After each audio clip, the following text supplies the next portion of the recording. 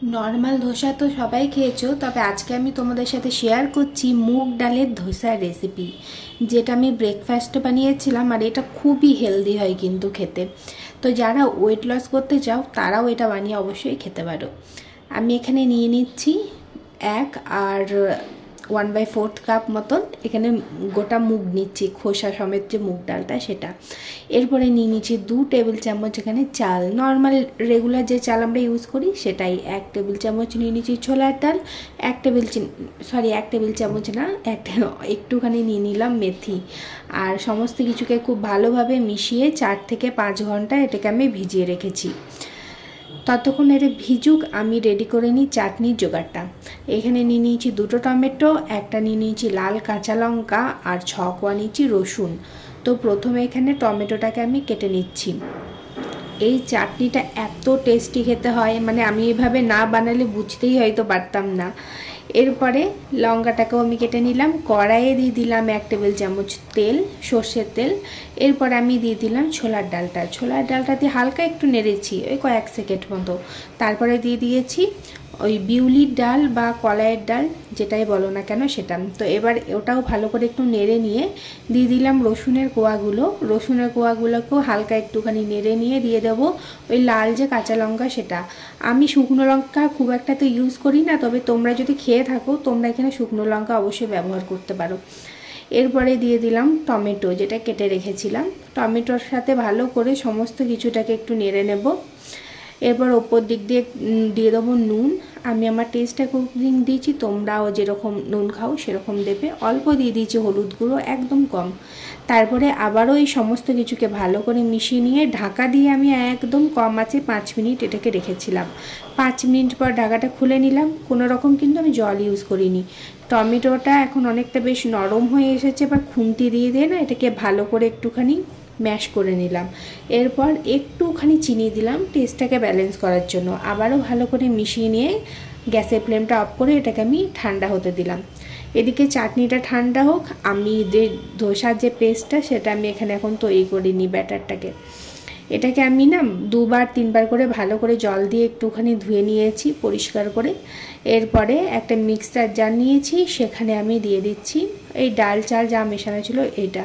এরপরে 1 ইঞ্চি দিয়ে দিলাম আদা, দিয়ে দিলাম অল্প একটু জল, 4 টেবিল চামচ মতন। এবার এটার একটা পেস্ট করে নেবো। বাকি ডালটা না আমি আর করিনি, আমি এইটুকুই করেছিলাম। তোমাদের মনে হতে পারে চাল ডাল মিশে গেছে, কিন্তু ওটা বেছে বেছে হাফ হাফ করে করা যায়, মানে একটু দেখে। এরপরে পেস্ট করে নিচ্ছি ভালো করে। তো একবারে না খুব একবারে স্মুথ পেস্ট হচ্ছিল না, এই জন্য আমি আবার 2বারে করেছি পেস্টটা।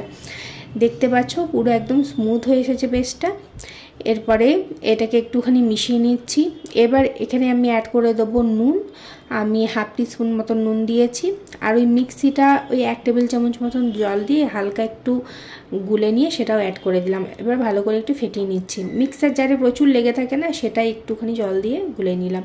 তো তোমাদের ব্যাটার যদি খুব বেশি পাতলা হয়ে যায় সেক্ষেত্রে 2 টেবিল চামচ মতন এখানে বেসন অ্যাড করে দিতে পারো, তাহলে কোনো সমস্যা হবে না। ওইদিকে ব্যাটারটাকে রেখে দিয়েছি। আর আমি এখানে কেটে নিচ্ছি একটু পেঁয়াজ, একটু নিয়ে নিচ্ছি ক্যাপসিকাম, আর তার সাথে নিয়ে নিচ্ছি টমেটো। এবার এগুলোকে না একদম কুচি কুচি করে এখানে কেটে নেব। তোমাদের কাছে একটাই রিকোয়েস্ট, এইটা একবার ট্রাই করে দেখবে, খুব টেস্টি হয় খেতে আর ভীষণ হেলদিও এটা কিন্তু। ওইদিকে আমার কাটাকুটি হয়ে গেছে, একটা সাইডে রেখে নিয়েছি। আর ওই চাটনির যে প্রিপারেশনটা করেছিলাম ওটাও ঠান্ডা হয়ে গেছে। এবার ওটা একটা মিক্সার জারে নিয়ে অল্প একটু জল দিয়ে দিয়েছি। আর তারপরে একটা মিহি পেস্ট এখানে আমি বানিয়ে নিয়েছি। এটা না খুব একটা মিহি না হলেও কোনো সমস্যা নেই, খেতে খুব ভালো লাগে। এরপর একটা বাটিতে নিয়ে নিয়েছি। এটাকে না তোমরা ছকে নিতে পারো ওই কড়াইয়ে অল্প তেল দিয়ে, একটু সর্ষে, শুকনো লঙ্কা আর কারি পাতা দিয়ে। তবে আমি আর ছকনি, আমার এমনিও এটা ভালো লাগে খেতে। এরপরে যে ধোসার ব্যাটারটা রেখেছিলাম সেটা আরেকবার একটুখানি ভালো করে মিশিয়ে নিয়ে আমি এদিকে একটা তাওয়া চাপিয়ে দিয়েছি। প্রথমে অল্প তেল দিয়ে দিলাম, তারপরে দিয়ে দিলাম একটু জলের ছিটে, আর তারপরে একটা রুমাল দিয়ে ভালো করে মুছে দিলাম তাওয়াটা। এরপরে দিয়ে দিচ্ছি ধোসার ব্যাটারটা। ভালো করে এটাকে একটুখানি ছড়াতে হবে। প্রথম ব্যাটারটা আমার না অতটা ভালো হয়নি ছড়ানো, তো যাই হোক। এরপরে উপর দিক দিয়ে দিয়ে দিলাম একটু বাটারের জায়গায় তোমরা তেলও ইউজ করতে পারো। আর প্রথমটার বেলা ইউজ করো, পরেরগুলো না ইউজ করলেও এমনিও উঠে যায়। এরপরে উপর দিক থেকে দিয়ে দিলাম একটু পেঁয়াজ, ক্যাপসিকাম, টমেটো, আর একটু দিয়ে দিয়েছি চিজ। এখানে চিজটা অপশনাল, যারা ডায়েট করছো তারা দিও না, আর যারা নর্মালি খাবে তারা চিজ দিয়ে খেতে পারো, খুব ভালো লাগে খেতে কিন্তু। এরপরে এটা একদম ছেড়ে যাবে দেখবে তাওয়া থেকে, তবে একটুখানি সময় দিয়ে এটাকে হতে দিও, মানে যাতে তাওয়া থেকে ছেড়ে দেয়।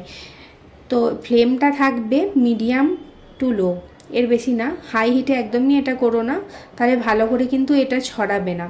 তো মিডিয়াম টু লো আছে এটাকে করতে হবে, আর একটুখানি ওয়েট করতে হবে যাতে এটা নিচ থেকে ভালো মতন আর কি হয়ে যায়। তোমরা বুঝতে পারবে যে নিচটা যখন একটু ক্রাঞ্চি মতন আসবে।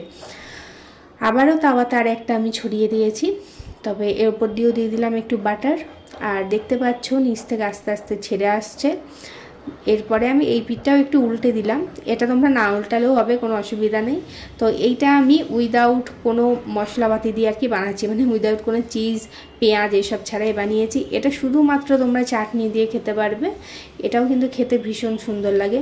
এই চিজ ছাড়াটা আমি আমার জন্য বানিয়েছিলাম, আর যেটা চিজ দিয়ে বানাচ্ছি সেটা আমি আমার হাজব্যান্ডের জন্য বানিয়েছিলাম, কেননা ও চাটনি দিয়ে খেতে অতটা পছন্দ করে না। তবে চাটনি আমার ভীষণ ফেভারিট, ওই জন্য আমি চাটনিটা আমার জন্য বানাই সবসময়। এরপরে আর একটাও দেখো এখানে বানিয়ে নিচ্ছি। এগুলো না খেতে সত্যি খুবই টেস্টি হয়, তোমরা প্লিজ একবার ট্রাই করে দেখো। আর আজকের ভিডিওটা কেমন লেগেছে সেটা কমেন্টে কিন্তু অবশ্যই জানাবে। যদি তোমরা ফেসবুক থেকে দেখে থাকো তাহলে পেজটাকে ফলো করে দিও, আর যদি ইউটিউব থেকে দেখে থাকো তাহলে চ্যানেলটাকে সাবস্ক্রাইব করে দিও।